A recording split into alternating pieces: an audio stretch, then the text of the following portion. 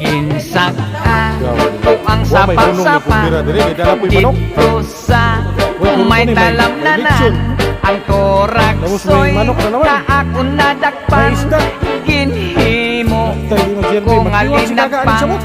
Nag-abot ang mga bisita, kabarkada ko sa inuman. Linagpan kung aturaksoy amon ginsumsuman. Linagpang kung aturaksoy sa sabaw, nagalangoy-langoy. Ginlaktan pagit sang ginamos, ginamalhas gid kami sang higop. Ang siling sang nakatilaw, sampat gid ang timplada mo.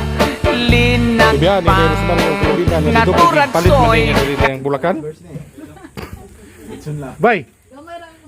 Yang kuan ba? Gipaligya niya yung yuta dito kay gipalit niya ang Bulacan.